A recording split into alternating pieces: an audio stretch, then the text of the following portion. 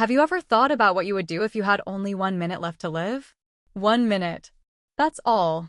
No time to make phone calls, no time to say goodbye, no time to fix the things you wish you'd done. What would you do? What would be the last thing you'd think of? This question haunted me for years, but I didn't know it would become the reality I would face in the most unexpected of ways. You see, I didn't always believe in life after death. In fact, I used to be rather skeptical, like most people. I thought when we died, that was it. Lights out. End of story. There was nothing waiting for us on the other side, just silence. A final sleep, maybe, but never anything more. I lived my life assuming that was the truth, and I didn't think much beyond that. But on a day I'll never forget, that belief was shattered. It was a Wednesday afternoon when everything changed.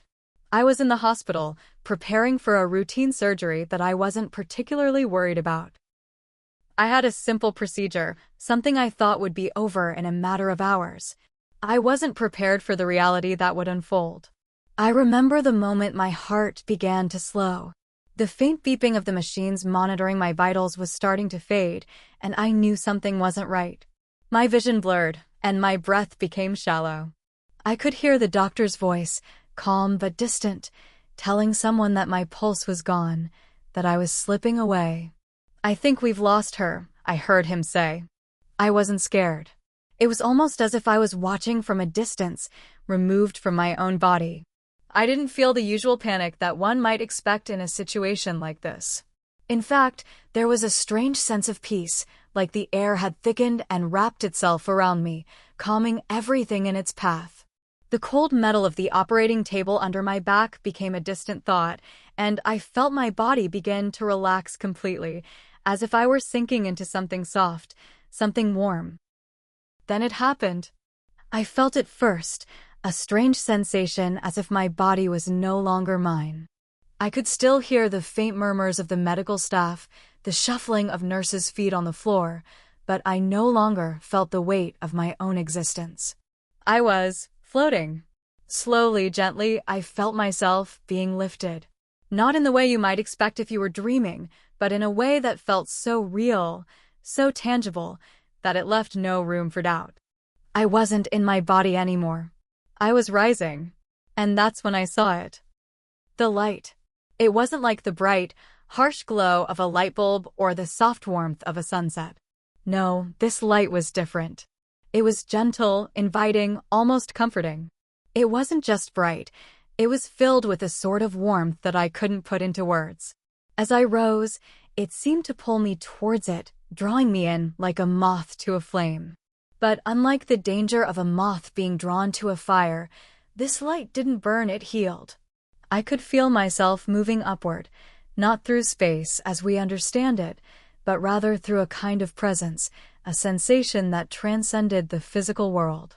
I wasn't walking, I wasn't floating, I was simply being carried, gently, effortlessly. As I ascended, I looked down. And there I was. My body. It wasn't gruesome, though. It wasn't terrifying. It was just me, lying there on the operating table. It seemed strange to see myself like that, almost as if it wasn't really me at all. I could see the surgical tools, the faces of the doctors, their concerned expressions as they worked to bring me back. But somehow I knew deep inside that they wouldn't succeed. I wasn't there anymore. It was like watching a movie of my life, but not from the seat in the theater. I was the one on screen, yet somehow I was detached, floating in a place I couldn't quite understand. But the light kept drawing me in, wrapping itself around me like a blanket. It felt familiar, safe, and as I moved closer, I realized there was something or someone waiting for me. It was hard to make out at first, a figure standing just beyond the brightness. But I wasn't afraid. No, I felt comforted. More than comforted, I felt as if I had come home. I couldn't tell you exactly who or what it was. There were no words spoken, no grand explanation. But I could sense the presence of something, someone, who was offering me a choice. Stay, it seemed to whisper. Or go back. Stay. Or go back. It wasn't a voice that spoke these words, but a feeling, a knowing that settled deep within me. It wasn't a decision that was forced upon me. No, it was a choice. A choice to stay in this beautiful light, in this sense of peace and love, or to return to the world I had known. I thought about it. I thought about the life I had lived, the people I loved, the unfinished business that weighed on my heart. And I thought about all the things I would never get to experience again if I stayed here. And I realized something profound. I wasn't ready. I wasn't ready to let go. So, with a heavy heart, I chose to go back. The moment I made that choice, I felt it like a jolt. Like an electric shock that rushed through me, snapping me back to the world I had just left behind. There was no gradual return, no slow drifting back into my body. It was a sudden, jarring shift. I was back, and with that, everything felt strange. The hospital room, the beeping of the machines, the sterile smell of antiseptic. I was back in my body, but something inside me had changed. Something that I couldn't explain. I didn't understand it then, and I still don't fully understand it now. But I knew one thing for sure. I was not the same person who had left that room moments ago. And the world around me, everything, had shifted in ways I couldn't yet comprehend. It was like waking up from a dream that felt too real to have been a dream. It was the kind of feeling where you can't remember exactly what happened, but you know that something monumental took place. I wanted to share it. I wanted to scream it from the rooftops. But I knew, deep down, that no one would believe me. Not really. The doctors said I was lucky to be alive. But they didn't know. They didn't know what I had seen, what I had felt, what I had touched, and what I had learned. The message I brought back was powerful, but at that moment, I wasn't sure if I would ever be able to share it in a way that anyone could truly understand. For now, I was just trying to process it all myself, trying to grasp the enormity of what had happened in that brief moment between life and death. But I knew one thing. I was no longer afraid, because now I understood. Hit subscribe and leave a comment with where you're watching from. This story might just spark a new beginning. What's one thing that always pushes you forward, even when things get tough? As I lay there, my mind still reeling from the reality I had just experienced, it dawned on me that what I had just felt wasn't a dream. It wasn't the product of anesthesia or a side effect of medications. No, it was something far beyond that. Something real. Something beyond our understanding. The strangest part of it all was the feeling of leaving my body. It was as if I were stepping out of a suit of clothes that had grown too tight, too cumbersome. One moment I was there in that cold, sterile hospital room, surrounded by machines and medical staff. And the next moment, I wasn't. I had read about near-death experiences before, of course. Who hasn't? People talk about floating above their body or seeing the light at the end of a tunnel.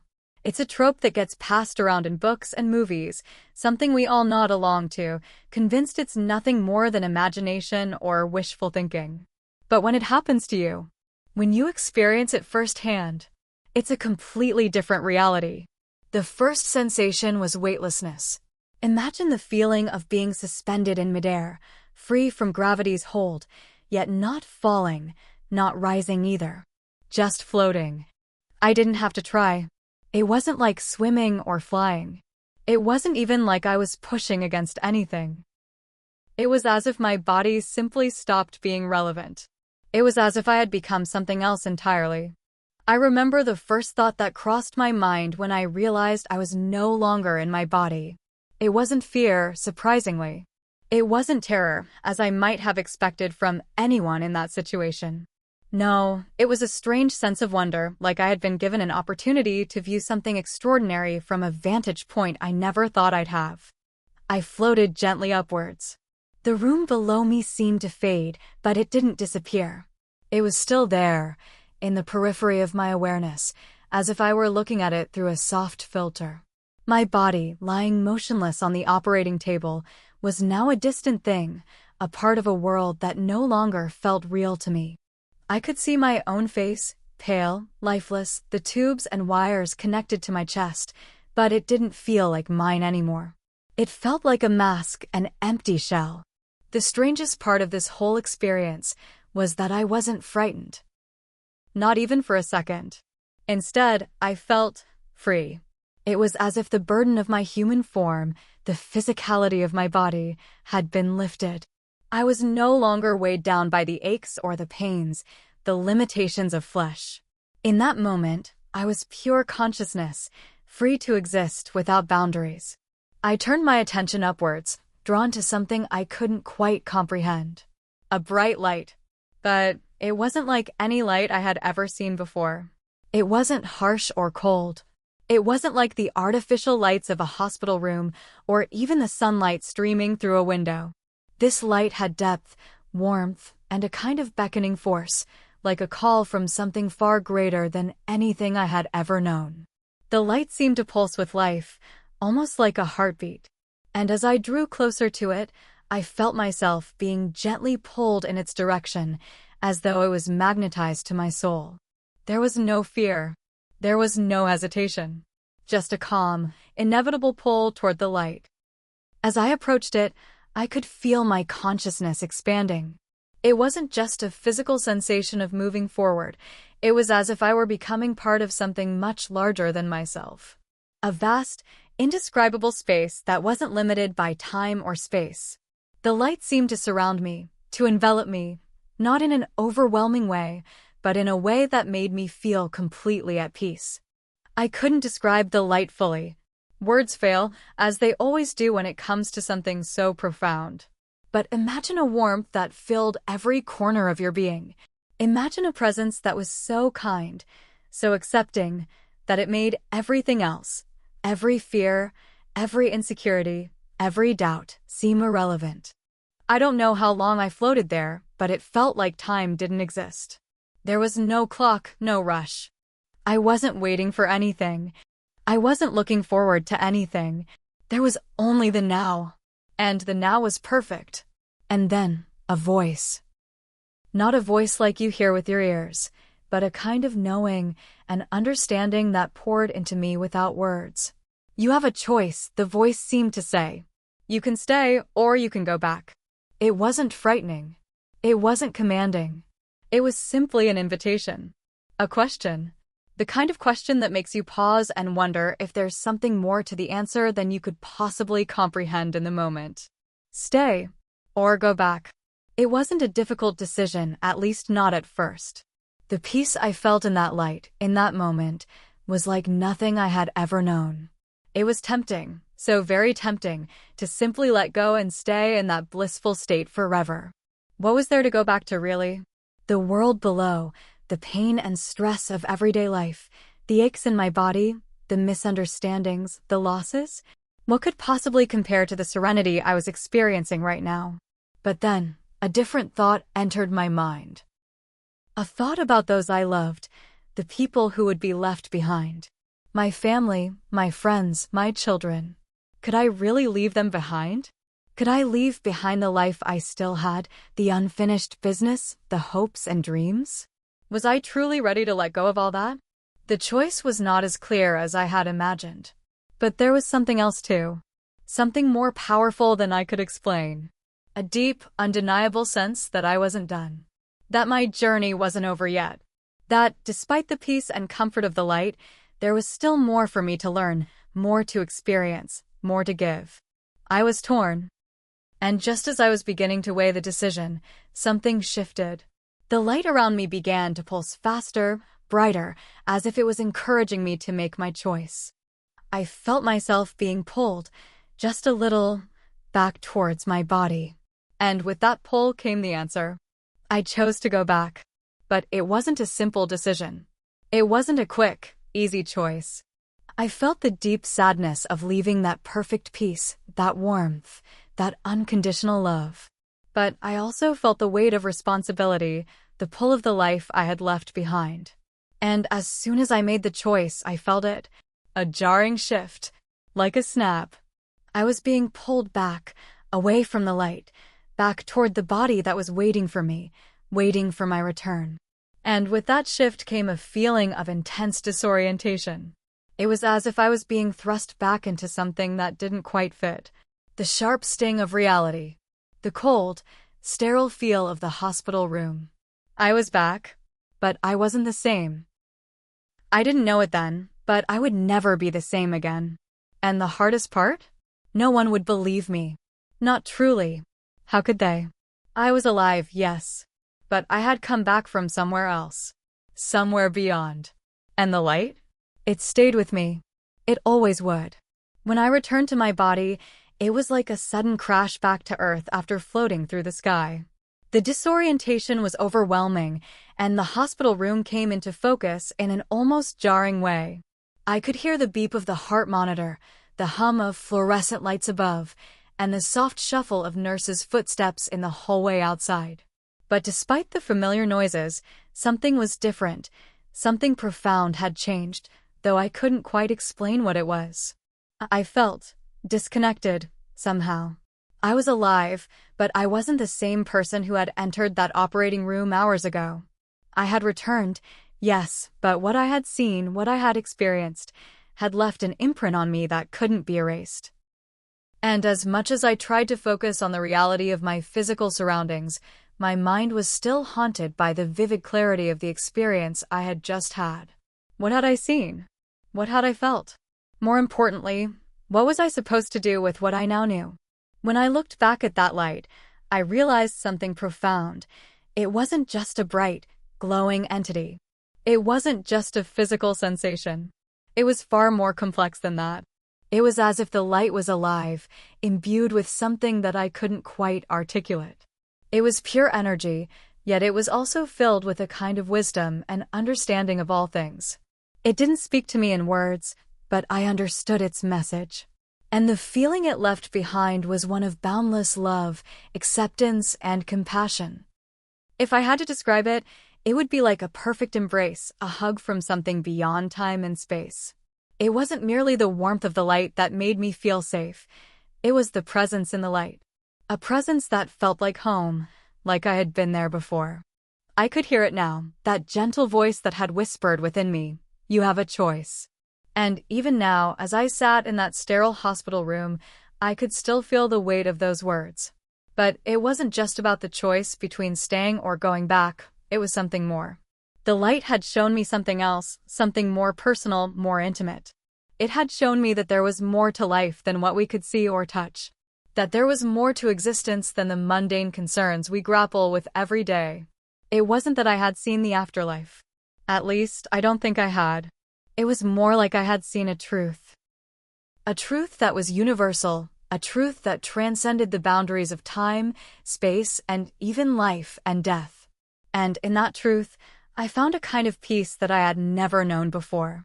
But it wasn't just about what I had experienced. It was how it had affected me. I could see it now, clearer than ever before. The shift. The transformation. It wasn't as simple as having seen something mystical or otherworldly. It was deeper than that. It had changed me on a fundamental level. I could see that I had been so caught up in the noise of my life, the everyday distractions, the stress, the worries, that I had forgotten something important. Something vital. That life, in all its complexities, was a gift. That we are part of something much greater than ourselves. And the most important lesson of all? That love is at the core of everything. The love I felt in the light wasn't just the love of a higher power or some grand cosmic force. It was a universal love, the kind of love that connects us all. It transcended religion, culture, and belief systems. It was the kind of love that is woven into the very fabric of existence, that holds everything together. At that moment, I understood. The voice wasn't just offering me a choice between life and death, it was offering me a new way to live. A new way to see the world, to experience it, to embrace it. It was as if I had been given a glimpse into a deeper truth about reality, a truth that I was now expected to carry with me, to share with others. The question, then, was, how could I? As I lay there, still trying to process the enormity of what had happened to me, I realized that I had returned with a powerful message. But it wasn't a message that could easily be put into words. How could I explain to anyone the sensation of being bathed in that light, of feeling that overwhelming sense of love? How could I make someone understand the clarity, the peace, the absolute knowing that I had encountered beyond this physical world? Even if I wanted to tell someone, who would believe me? The doctors? They would chalk it up to an induced state brought on by anesthesia. They would say I was hallucinating or experiencing some sort of post-surgical confusion. And perhaps, to some degree, they would be right. Perhaps my body had been in a state where my mind was free to wander, to dream, to see things that couldn't be explained. But no, this wasn't a dream. This wasn't a hallucination. This was something else entirely. It was real. I wanted to scream it. I wanted to stand up and shout at the top of my lungs, telling everyone around me that I had seen the truth. That there was more. That life wasn't just about the daily grind, the pain, the losses, and the fleeting joys. That there was something larger at work, something beautiful, something loving that held the universe together. But I couldn't. Instead, I simply lay there, trying to process everything. Trying to come to terms with the fact that I was now walking around with knowledge I couldn't share. Knowledge that, despite its beauty and its clarity, left me feeling more isolated than I had ever felt before. And yet, deep down, I knew one thing. I had been chosen to return. For a reason. There was something I was meant to do, something I was meant to share. Perhaps not with everyone, but with someone. Maybe with the people closest to me. Maybe with those who would understand the message I had been given. But I would need time. Time to adjust. Time to understand how to live with this new awareness, this new reality. And as I lay there in the hospital bed, the weight of the message settled over me like a cloak. A warm, comforting cloak. But also a heavy one that would take time to bear. I wasn't just a survivor of a near-death experience. I had come back with something important. And I had to find a way to live with it. I didn't know how just yet. But I knew this much. Life, as I had known it, would never be the same again. Waking up in that sterile hospital room felt like I was being forced back into a suit I no longer fit. The physical world seemed so distant, so disconnected from the clarity and peace I had just experienced. I had come back, yes, but it felt like a cruel joke. The life I had returned to no longer held the same significance. I was alive, but it was as if my soul had been irrevocably changed, altered by something I couldn't quite explain, let alone share with anyone else. I wanted to scream. I wanted to grab the nurses or the doctors who crowded around me and shake them, to tell them what I had just gone through, what I had seen. But I didn't. How could I? The look of disbelief would be instant. I could already imagine it, the skeptical glances, the forced smiles, the "it's just the anesthesia talking" comments. They wouldn't understand. They couldn't. No one could. So I lay there, my heart beating again in my chest, my body still heavy from the procedure, but my mind wide awake, racing. It was a strange kind of isolation, being physically surrounded by people, but emotionally, spiritually, feeling completely alone. The nurses, in their endless rounds, would smile at me and ask how I was feeling. They seemed so normal, so oblivious to the weight of what had happened to me. They didn't know that I had been beyond their reach, that I had seen something most could only dream of. I wanted to share it with them. I wanted to tell them that death was not the end, that there was so much more beyond what they could see. But I couldn't. Even my family, once they arrived at the hospital, greeted me with their usual relief and concern, happy that I had made it through the surgery, but completely unaware of the transformation that had taken place within me. To them, I was just me, the wife, the mother, the sister. I was the same person who had gone into the surgery that morning. But I wasn't. Not really. I wasn't the same person at all. It was like being trapped in a body that no longer belonged to me. I was walking, talking, doing everything I had done before, but something deep inside me had shifted. My priorities, my thoughts, my very understanding of life and death had been forever altered.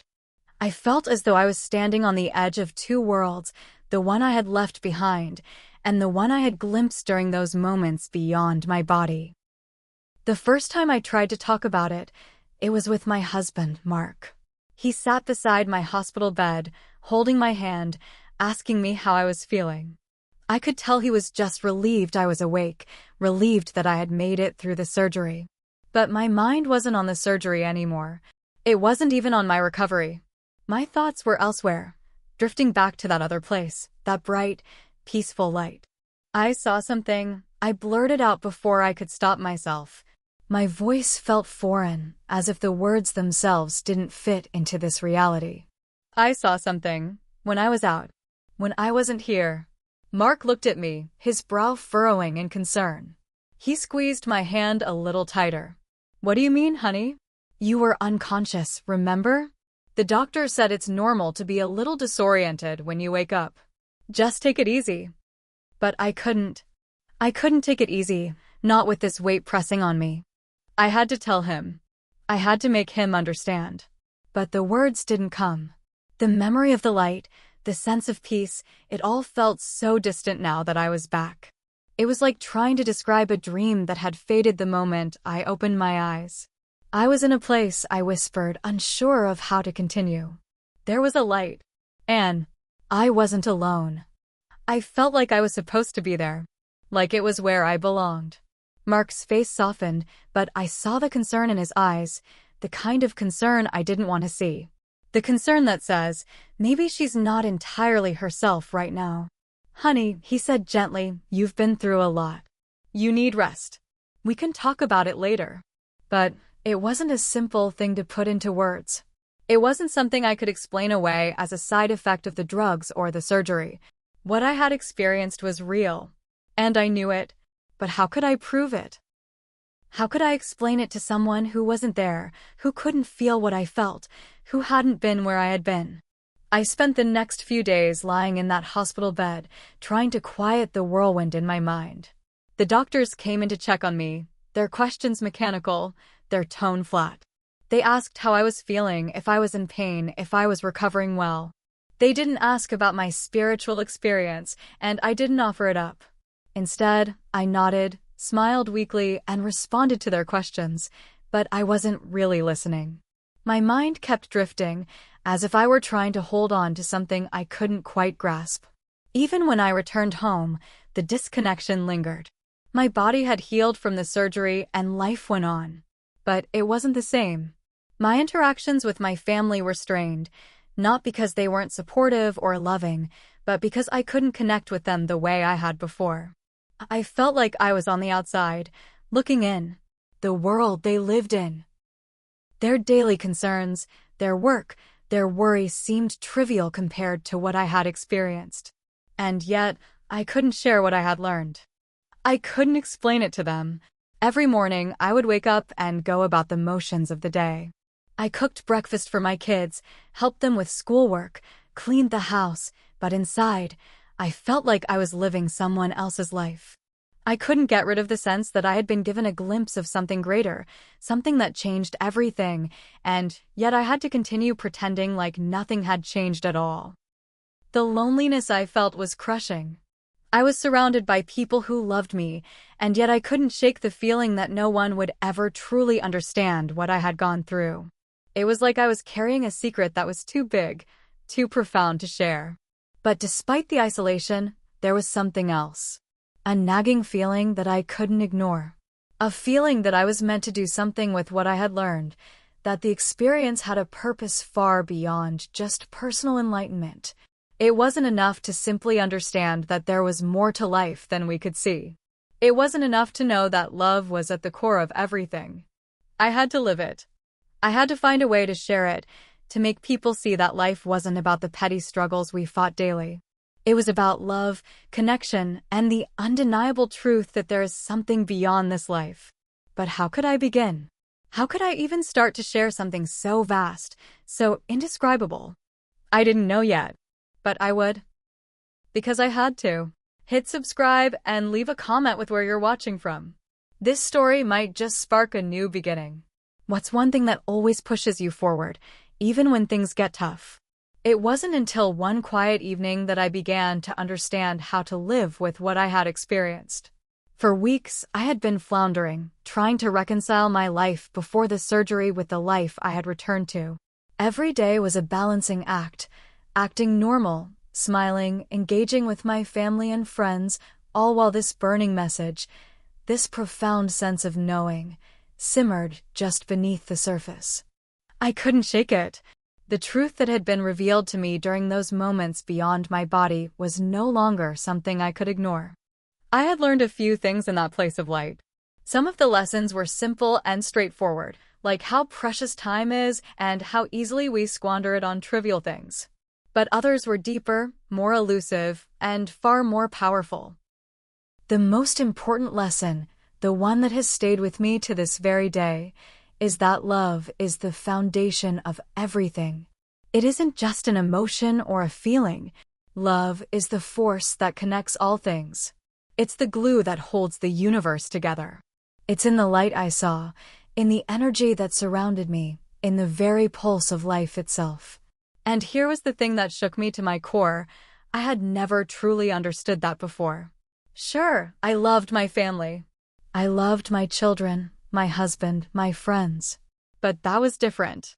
It was human love, a love bound by conditions and expectations. The love I had felt in that light, the love that radiated from everything around me, was different. It wasn't limited. It wasn't dependent on anyone or anything. It simply was.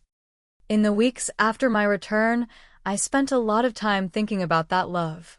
I thought about how I had lived my life before and how much of it had been spent chasing things that, in the grand scheme of things, didn't really matter.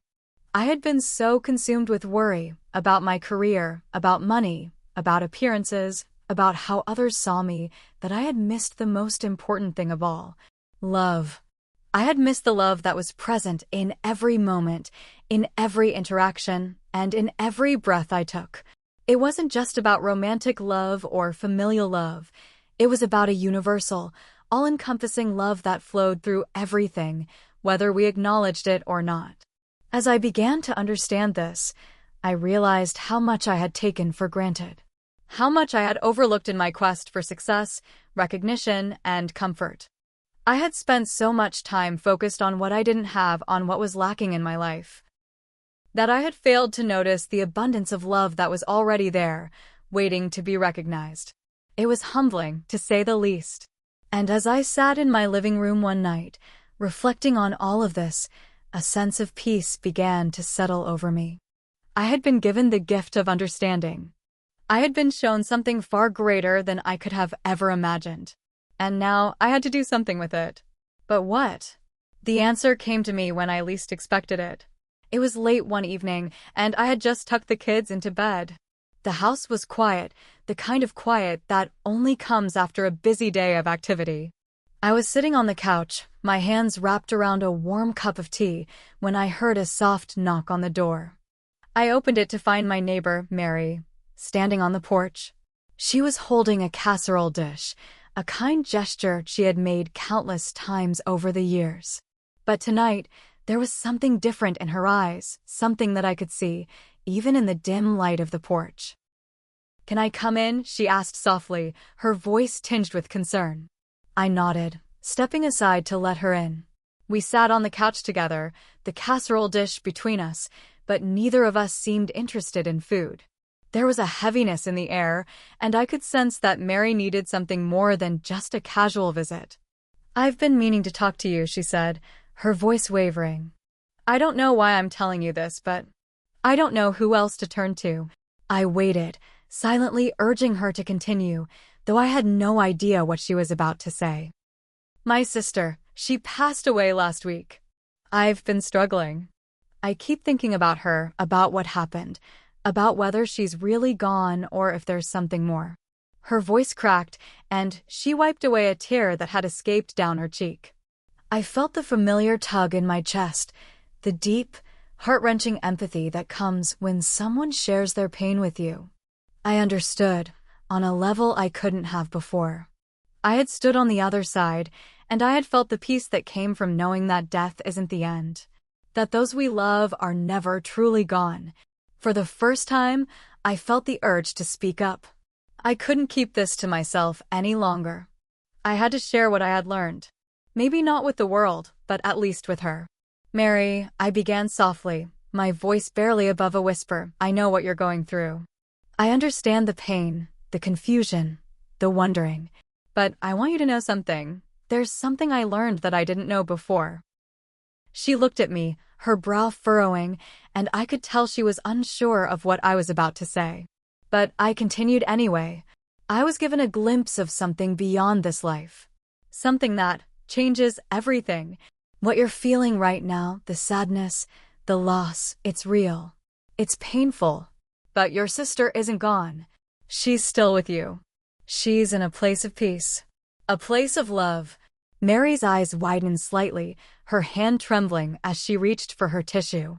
I could see the uncertainty in her gaze, but there was also a flicker of hope, a flicker of something else. "I don't know how to explain it," I went on, my heart pounding with emotion, "but I've been shown that love never dies. The people we love are always with us, even after they're gone. They're still connected to us. In a way, they're always here." There was a long silence as Mary processed my words, her eyes searching mine for any sign of doubt, of hesitation. But I knew I wasn't just saying this to comfort her. I knew, deep in my bones, that it was the truth. Finally, she nodded, tears now streaming freely down her face. I needed to hear that. I think I needed to believe that. And in that moment, I knew why I had returned. It wasn't just for myself. It wasn't just to have the knowledge that life goes on after death. It was to share that knowledge, to help others understand that love transcends everything. That death is not an end, but a transition. Mary left that night with a little more peace in her heart. I could see it in her eyes as she hugged me goodbye. And as I sat there alone afterward, I realized something important. I hadn't just returned with a message. I had returned with a responsibility to live by the truth I had learned, to embrace the love that connects us all, and to share it with those who needed to hear it most. And that's when I understood that this wasn't just about me anymore. It was about all of us. It was about sharing the light I had glimpsed and helping others find their way back to it, too. Because if there was one thing I had learned, it was this: love is the answer. Always. The weeks that followed my conversation with Mary seemed to unfold in a haze of realization and adjustment. I had been given the privilege or the burden of knowing something far beyond the everyday existence most people live. And it wasn't just that knowledge that weighed heavily on me, it was the responsibility that came with it. How could I carry this awareness in a world that was so focused on the mundane, on survival, on the constant rush of life? How could I explain to others what I had seen, what I had experienced, when the weight of it was so vast and unfathomable? I had started telling people in my life what I had learned, cautiously at first, testing the waters, offering bits of the truth like breadcrumbs. Some listened intently, their curiosity piqued by my words. Others dismissed it as a temporary side effect of the anesthesia, a byproduct of a long, stressful recovery. But there were a few, like Mary, who took it to heart. For those few, I found solace. I found a deep connection, one I hadn't felt before. But for the rest, I struggled. I didn't belong to their world anymore, not in the way I had. The small talk that once filled our gatherings now felt shallow, meaningless. I could no longer get caught up in the little dramas of life. The arguments, the complaints about work, the endless pursuit of things that wouldn't matter in the long run, none of it held any weight for me anymore. At first, I thought I could simply carry on as I had, just a little more mindful, a little more aware of the transient nature of life. But that didn't last long. The longer I lived with the knowledge I had been given, the harder it became to pretend like everything was normal. One night, after another disheartening conversation with a friend who seemed more interested in talking about their latest shopping spree than anything meaningful, I found myself sitting alone in the quiet of my home. The kids were in bed, Mark was watching the news, and I sat on the couch, feeling the weight of the knowledge pressing on me. I closed my eyes and let my thoughts drift, trying to recall the sensation of being on the other side, the feeling of peace that had enveloped me. I could still remember the clarity, the vast sense of understanding. But now, here in this quiet room, I realized something. It wasn't just about understanding the truth of life after death, it was about living according to that truth. I had been given the gift of seeing things as they really were, but now I had to figure out how to live as if I truly believed it. It was one thing to know that love transcended death, that the essence of who we are doesn't vanish when we take our last breath. It was something else entirely to embrace that truth and live every day as if it was real, to live in a way that honored the people I loved and the lessons I had learned. That night, after sitting with these thoughts, I realized that I couldn't simply continue down the same path I had been on before. The old ways, being caught up in the small things, letting fear and anxiety dictate my decisions, no longer made sense to me. I needed to change, to reshape my life in a way that honored the clarity I had been given. The next day, I took the first step. I called my boss at work and told him that I needed to take a step back. I had been working long hours, always chasing after promotions, always trying to prove myself, to climb the ladder. But after my experience, I realized how fleeting those things were. Yes, I needed to support my family, but there were other ways to do that without sacrificing my well-being or my soul in the process. I needed to slow down. It felt both terrifying and liberating to let go of that part of my life. But it was a decision that came with peace. I was no longer willing to let the pursuit of success dominate my life. I wasn't willing to let fear of not being enough control me anymore. When I told Mark about my decision, he was supportive, though surprised. I could see the concern in his eyes. He didn't fully understand, of course. He hadn't had the same experience I had. But he trusted me, and that was enough. "I just want to make sure you're okay," he said, his voice soft. "You don't have to do this if you're not ready." But I was ready. More than ready. I knew that the life I had returned to was not the life I had left behind. The person who had entered that surgery, so driven by ambition and the fear of missing out, was no longer the person who sat here now. I had been given a second chance, and with it came the responsibility to live differently, to live with love and purpose, not fear and ambition. As I walked through the days following that decision, I felt lighter. I didn't need to prove anything to anyone anymore. I didn't need to chase after empty goals. Instead, I started focusing on what truly mattered: my family, my friends, and the deeper connections that life had to offer. I began volunteering at a local shelter, spending time with those who needed it most, and sharing my story with anyone who would listen. It wasn't easy at first. I often felt the weight of being different, of knowing something others didn't. I couldn't just go along with the flow anymore. But at the same time, it was incredibly freeing. I had let go of the constraints of my old life, and in doing so, I had embraced the freedom to love more fully, to be present in every moment, and to live with purpose. There were still moments of doubt, of course. There were times when I would find myself caught up in the rush of everyday life and wonder if I had made the right decision. But then I would close my eyes and remember the light, the peace, the overwhelming sense of love that had filled my soul. And I would know, deep down, that I had done the right thing. In those quiet moments, I felt the presence of something greater than myself, something that was with me always, guiding me. I knew that I wasn't alone, and I knew that my life had a new purpose. I had learned that love was the answer, and I would spend the rest of my life sharing that truth with anyone who would listen. Because in the end, love is what truly makes life worth living. And it's love that will carry us through, both in this life and beyond. The more I shared this message, the more I saw the ripples it created. People began to look at life differently, to appreciate the moments they had, to let go of the petty grievances that had once consumed them. I realized that the more I embraced this love-filled existence, the more I helped others to do the same. And in doing so, I began to feel the deep connection to everyone and everything around me that I had once felt on the other side. And so the burden of knowing became not a weight, but a gift I would continue to carry for the rest of my life. A gift I would share with the world, one heart at a time. It wasn't long after I made the decision to step back from my career and focus on what truly mattered that I began to experience a deeper connection to the world around me. The pace of life had slowed, and with it came an unfamiliar sense of clarity. No longer was I racing against time, always chasing something just beyond my grasp. I had slowed down, and in doing so, I had begun to reconnect with the spirit of life itself.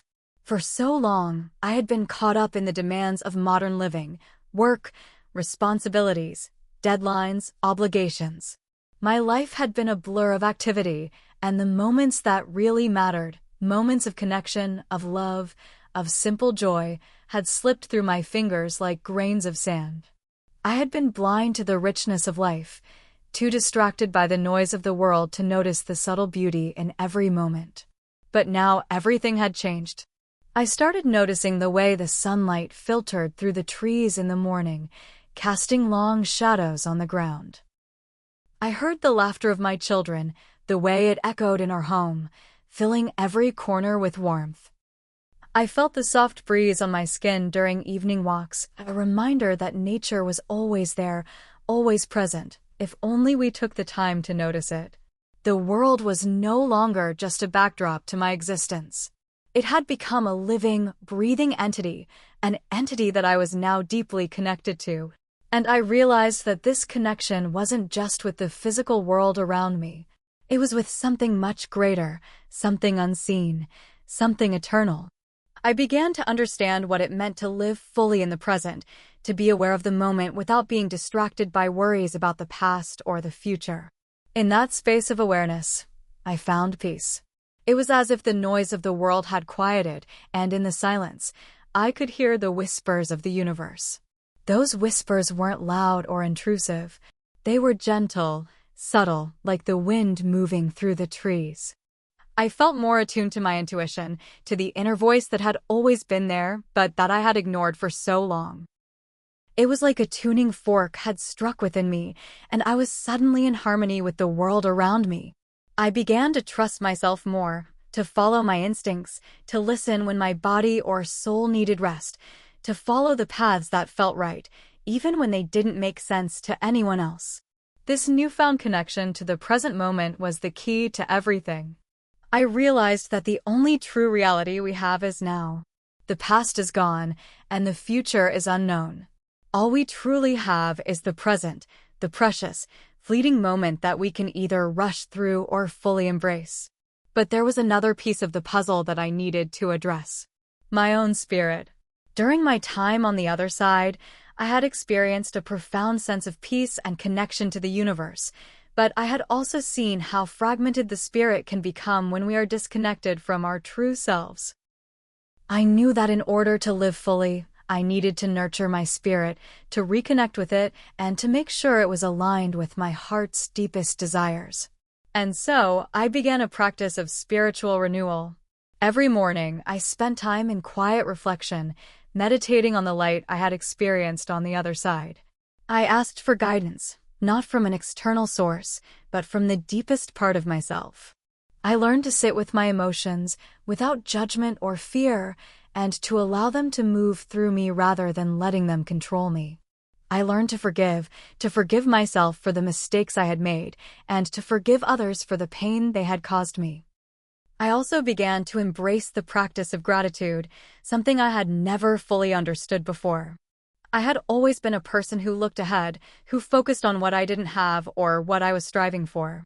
But now I knew that true contentment could only come from appreciating what was right in front of me, from being thankful for the little things, the warmth of a hug from my children, the taste of a meal shared with loved ones, the sound of birds singing in the morning. In those moments of gratitude, I began to feel a deep sense of connection, not just to the people around me, but to everything. It was as if my spirit was expanding, reaching out to touch the world in ways I had never imagined. I realized that the love I had learned about during my near-death experience was not a distant concept, something to be understood only after death. It was something that was here now in every moment. Love was the energy that connected all things. The trees, the stars, the people in my life, and even the stranger on the street. One day, as I was sitting in the garden, soaking in the warm sunlight, I had a profound realization. I had been searching for meaning my whole life. I had been seeking answers, trying to figure out what my purpose was. But now I understood that my purpose was not something I had to search for. It was already inside me, waiting to be embraced. My purpose was to live fully, to love deeply, and to share that love with others. It was that simple. I felt a deep sense of peace in that moment, as though everything in my life had come into alignment.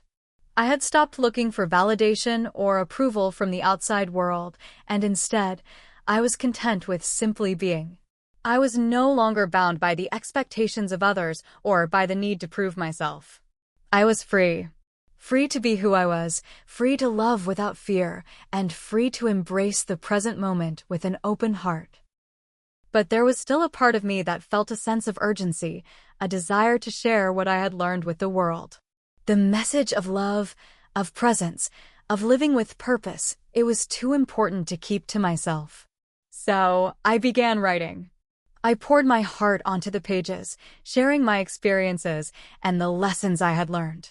I knew that if I could help even one person find the peace and clarity I had found, it would be worth it. The more I wrote, the more I realized that my purpose was unfolding in ways I had never expected.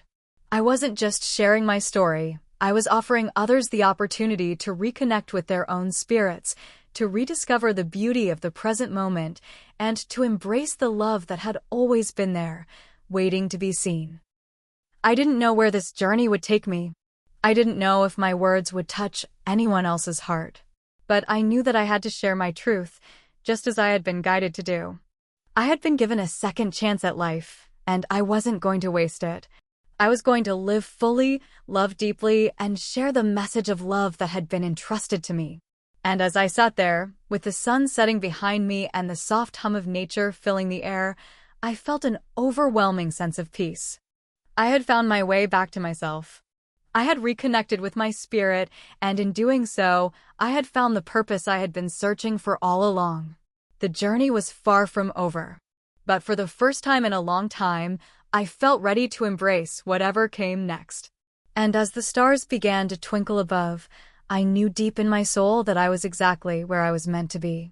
There's something beautiful, yet humbling, about the way the truth ripples through the world once it's been spoken. It's as though you toss a pebble into a calm pond, and the ripples spread farther than you ever thought possible. And that's what started to happen after I began sharing my story, my experience, my lessons, the message that life is not just about surviving, but about living with love, purpose, and presence. I had always been a quiet person, keeping my thoughts to myself and avoiding the spotlight. But now, after everything I had been through, everything I had seen and felt, I knew I couldn't remain silent. There was too much at stake. The world had become a different place for me, and I needed to share what I had learned, not for recognition, but for the chance to help others see life in a new light. I began with small steps.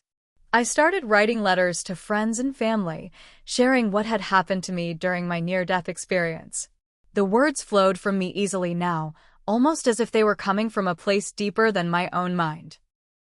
I wrote about the light, the peace, the overwhelming sense of love, and how I felt more connected to the world than I had ever been.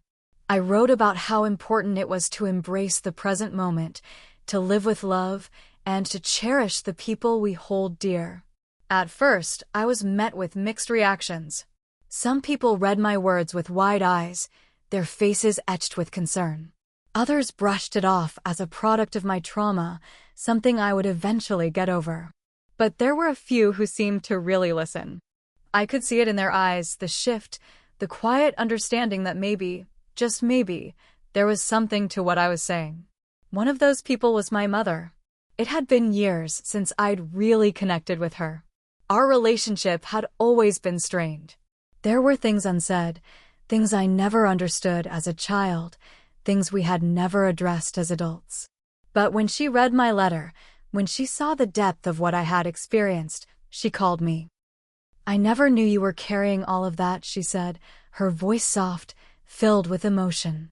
"You've always been so strong, and I never understood why. But now I do. I understand now."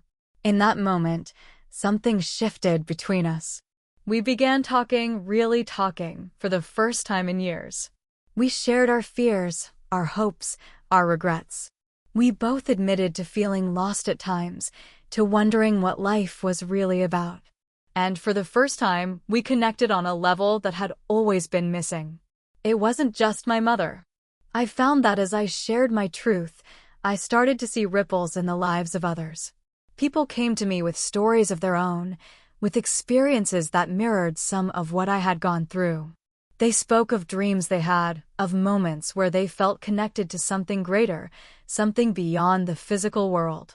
There was a woman from my church who had lost her husband years ago. She came to me one afternoon, her eyes filled with tears, and told me that she had always felt his presence around her, even after he passed. "I never told anyone," she said, her voice trembling. "But when you talked about the light, about how we're never really gone, I felt like you were speaking to me. I feel like he's still here, watching over me." That conversation stayed with me long after we said goodbye. It was a confirmation. What I had experienced was real, not just for me, but for so many others. We weren't as disconnected from the other side as we had been led to believe. There was something more, something eternal, that we could tap into if we allowed ourselves to believe in it. The ripple effect continued to spread. I started getting calls from people I hadn't spoken to in years, friends from college, old coworkers, even acquaintances who had heard about my experience. They wanted to talk. They wanted to understand. Some of them were skeptical, asking questions with a tone of disbelief, but others were just curious, open to the idea that there was more to life than they had thought. One particular conversation stuck with me. It was with my old boss, who had always been the epitome of practicality. He was a man who believed only in what he could see, touch, and measure. And yet, when we spoke, he asked, "Do you really believe that death isn't the end?" I could hear the genuine curiosity in his voice, not the dismissiveness I had expected. He wasn't mocking me, he was truly asking. And in that moment, I realized that I had become a bridge. A bridge between two worlds, the world of the living and the world beyond. I had crossed that threshold, and now I was here to help others see that it wasn't so distant, so unreachable. "Yes," I answered him simply, my voice steady. "I believe that death is not the end. I believe that we are all connected, and that love is what carries us through, even beyond this life." He paused, then, after a long silence, said softly, "I don't know what to make of that, but I respect it. And I think, deep down, I wish I could believe it too." I smiled, knowing that I had planted a seed, perhaps not a fully grown tree yet, but a seed that could one day sprout into something beautiful. I didn't need to convince anyone. I didn't need to force anyone to believe what I believed.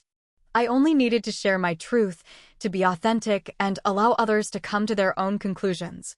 And the more I shared, the more I felt a deep sense of peace. I wasn't here to change the world in one sweeping motion. I was here to gently nudge it, to help people see the beauty and the possibility of life beyond what their eyes could see. I was here to encourage others to live with more love, more purpose, and more presence. As I reflected on the ripple effect of my words, I realized that I wasn't just changing the lives of others. I was changing myself, too.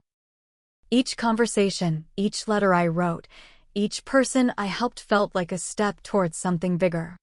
I wasn't just sharing my experience, I was living it. I was embracing the message I had been given, and through that, I was creating a new life, a new way of being. I no longer feared death because I knew it wasn't the end. But more than that, I no longer feared life. The small moments, the quiet conversations, the simple joys, these were the things that truly mattered. I had seen beyond the veil, and now I was here to remind others that life, in all its messy, unpredictable beauty, was worth living fully. And so, the ripples continued to spread, reaching more people than I could have ever imagined. Each person who heard my story, each person who embraced the idea that love transcended death, added another layer to the growing wave of change. And in that, I found my purpose. A purpose that was no longer defined by career or ambition, but by the simple act of sharing the truth of love, life, and the eternal connection that bound us all together. Coming back from the other side was never going to be easy. When I first opened my eyes in that sterile hospital room, with the machines beeping and the sterile scent of antiseptic hanging in the air, the reality of being alive again hit me like a shockwave. The soft hum of life surrounded me, but it felt distant, as if I were hearing it from across a vast ocean. I remember feeling a strange heaviness in my chest, like something was tethering me to this world while my spirit was still floating somewhere beyond it. My body, fragile and weak, felt foreign. The strange machinery hooked to me was a reminder of the battle I had just endured. But in my heart, I was struggling with something else entirely, the shift in perspective that had come from my time in the afterlife. I wasn't the same person who had entered the coma. I had seen the light, felt the peace, and touched the love that surrounded everything. I had been shown a world beyond this one filled with understanding and connection. How could I return to this life, to the busyness, to the arguments, to the constant chasing of things that ultimately didn't matter? How could I slip back into a reality that now felt so shallow, so fleeting? The world I had left behind seemed like a dream, almost unreal. Conversations about trivial things, plans for future promotions, arguments over household chores, none of it seemed to carry the weight it once had. How could I care about any of it when I had glimpsed something far greater? But then the guilt started to creep in. I felt as if I were betraying my old self. The part of me that had once cared so deeply about career success, social validation, the constant race to achieve, was that part of me lost forever? Could I ever go back to the life I had before, even though I had been irrevocably changed? Family members who were overjoyed to have me back tried to return things to normal. They had missed me, and they wanted to resume the routine they had known. But I was no longer the person they remembered. I had changed. And as much as they loved me, they couldn't understand what I had experienced. They couldn't see what I had seen, feel what I had felt. The days that followed were filled with well-meaning attempts at normalcy. My husband would ask me about work, about what I wanted for dinner, about the mundane details of our lives. But my responses were flat, detached. How could I explain to him that I no longer cared about those things? How could I explain that I had experienced something far beyond the day-to-day routines of life, something that left me questioning everything I had once valued? I tried to talk about it. I tried to explain the peace I had felt, the clarity that had come to me. But no one seemed to understand. They listened, but they didn't hear. They tried to comfort me, but it felt as though they were trying to pull me back into the very life I had just escaped from. The life that now seemed empty in comparison to what I had experienced. It wasn't just my family. Friends started to avoid me, unsure of how to respond to my newfound perspective. I couldn't blame them. I was different, and my difference was something they couldn't quite place. I wasn't the person they had known before. I wasn't interested in the same things. I wasn't interested in playing by the same rules. I often found myself standing on the outside of my own life, looking in. I was physically present, but mentally and emotionally, I was somewhere else, lost in the vastness of the experience that had reshaped me. I didn't belong to this world anymore, not in the way I once had. The isolation I felt was profound. It was as though I had been given a glimpse of something eternal, something far greater than anything I had ever known, and now I was trying to fit that vast knowledge into a life that couldn't possibly contain it. It was like trying to hold the ocean in the palm of my hand. But as with all things in life, time passed. Slowly, I began to learn how to live in this new reality. It wasn't easy.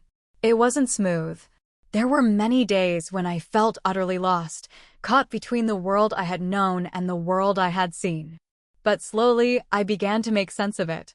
I started to understand that the challenge wasn't in fitting my new understanding into my old life, it was in allowing my old life to evolve. I had to be patient with myself.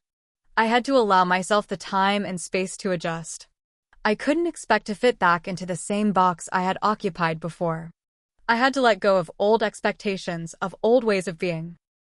I had to create a new version of myself, one that was fully aware of the preciousness of life, of time, of love. The first step in that process was learning to embrace the discomfort.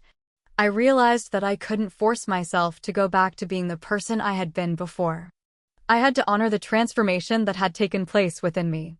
That meant facing the discomfort of feeling out of place, of feeling disconnected from the world I had once known. It meant allowing myself to grieve for the parts of my old life that no longer fit. I began to take small steps toward rediscovering what truly mattered. I reached out to the few friends who hadn't distanced themselves, people who were open to listening without judgment. I shared my experiences with them, not in the hopes of being understood, but simply to express what I had gone through. In doing so, I found small pockets of connection. These conversations, while difficult at first, became lifelines. They were reminders that, even though I felt alone, I wasn't entirely disconnected from others. The most important lesson I learned during this time of re-entry was the power of vulnerability. I had to allow myself to be seen in my rawest form, scared, confused, and uncertain. I had to acknowledge that I wasn't going to have all the answers. I had to be willing to stand in my truth, even if it meant standing alone for a while. The more I embraced my vulnerability, the more I found people who understood, who were willing to meet me in my new reality. Slowly, I began to reconnect with my purpose, but this time, it was different. I wasn't seeking approval. I wasn't striving for validation. I was living for the sheer joy of living, for the beauty of each present moment, for the love that filled my heart. And in that process, I began to heal.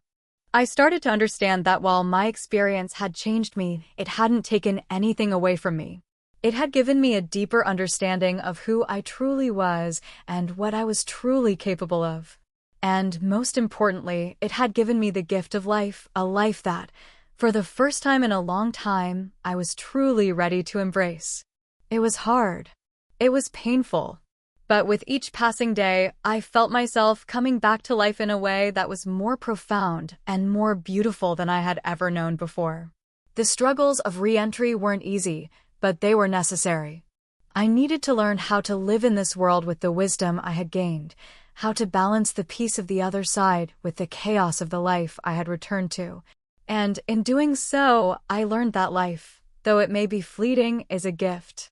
A gift to be cherished, to be fully embraced, and to be lived with an open heart. It's one thing to talk about transformation, to say that your life has changed, but it's another to live it, to embody it in your everyday choices. In the weeks and months after I returned from the brink of death, I found myself face to face with the most difficult challenge of all, living differently. You see, it wasn't just about believing what I had seen or heard. It wasn't about knowing, deep in my bones, that there was something beyond this life that was worth everything. It was about bringing that knowledge into my life, not as a fleeting thought, but as a daily practice. It was about living as if the moments, however small, mattered. At first, the changes felt subtle. I would wake up in the morning and spend a few extra minutes listening to the birds outside my window, feeling the warmth of the sun against my skin. I would pay attention to the sound of my breath as I sipped my coffee, grateful for its simplicity. These moments, small as they were, felt sacred. They reminded me of the peace I had felt on the other side, the peace that surrounded me even when I had nothing but the essence of life itself. But as the days turned into weeks, the transformation deepened. My relationships began to shift. I found myself craving deeper connections with the people around me. The conversations I used to avoid, conversations about feelings, about regrets, about love, became the ones I leaned into. I didn't want to waste any more time on small talk, on superficial exchanges. I wanted to know people at their core. I wanted to feel the heartbeat of our shared existence. At first, it was awkward. I would sit across from my husband, my children, or my friends, and find myself unsure of how to bridge the gap between who I had been and who I was now. The person I had been had always been someone who cared deeply for others, but I had also been someone who played it safe. I kept my emotions close, afraid of being too vulnerable, too exposed. I was cautious with my love, reserving it for the important moments. But now, that caution seemed ridiculous. I had seen firsthand how fragile life could be, how short the moments were. I didn't want to wait for the right time to express my love, to tell someone I cared, to forgive someone who had wronged me. I wanted to do it now while I had the chance. I wanted to live fully, without the weight of regret or fear of rejection holding me back. I started with small gestures. I would tell my children how proud I was of them, not just when they did something extraordinary, but for simply being who they were. I hugged my husband with a new kind of intensity, the kind of hug that held more than just the physical connection, but also the unspoken words of gratitude for everything he was. I reached out to friends I hadn't spoken to in years, not to dwell on the past, but to reconnect, to tell them that they mattered to me. I also found myself looking at the world differently. The beauty I had once overlooked was now everywhere. The laughter of children in the park, the colors of a sunset, the quiet moments of solitude, they all held a sacredness that I hadn't appreciated before. I started to seek out these moments, to treasure them, to savor them like a delicious meal. I realized that every day was an opportunity to live with intention, to be present, to fully experience the gift of being alive. But of course, the process of transformation wasn't all smooth sailing. As much as I wanted to live fully, as much as I wanted to embrace the present moment with all my heart, I was still human. The old patterns, the fears, the doubts, they still lingered. Sometimes I would fall back into the habit of worrying about the future, of stressing over things that were beyond my control. Sometimes I would feel disconnected, unsure if I was truly making the most of my life or if I was simply drifting along. There were moments of loneliness, too. Even though I had reconnected with some of my closest friends and family, there were still people in my life who couldn't understand the changes I had gone through. They didn't understand the depth of the transformation, the way my perspective on life had shifted. To them, I was still the person I had been before, the person who had lived for years with a different set of priorities. And as much as I tried to explain, there was a part of me that felt alien, like I no longer belonged in the world I had once inhabited. That's when I realized that transformation is not just about the big, grand gestures. It's also about the quiet acceptance of who you are becoming. It's about being gentle with yourself during the moments when you feel disconnected, when you feel like you're not living up to your own expectations. It's about knowing that the process of change is ongoing and that it's okay to take it one step at a time. I started to embrace the moments of doubt, the moments when I felt lost or unsure. Instead of fighting them, I learned to sit with them, to let them pass through me like clouds drifting across the sky.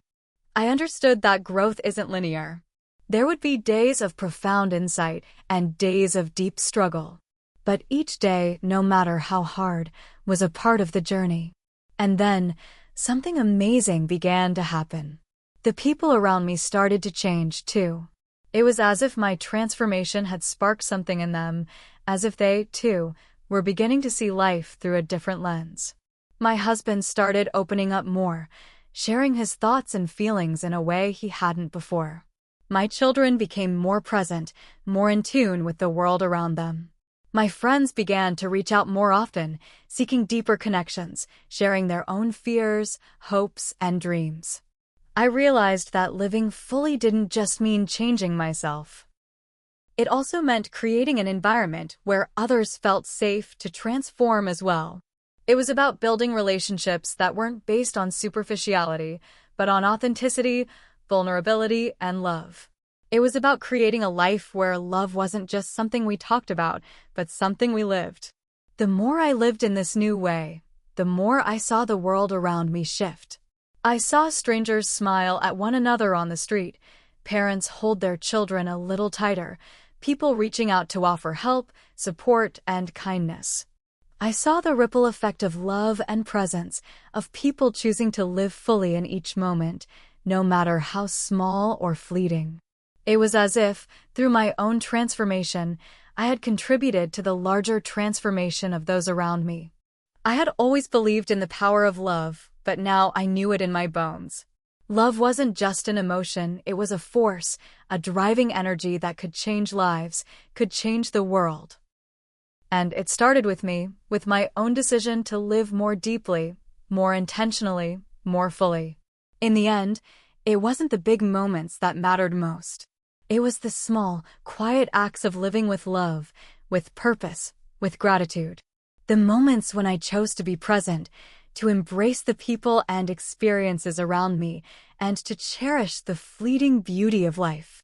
And in that, I realized that I had truly come back from the brink, not just to survive, but to live. Fully, deeply, and without fear. Hit subscribe and leave a comment with where you're watching from. This story might just spark a new beginning. What's one thing that always pushes you forward, even when things get tough?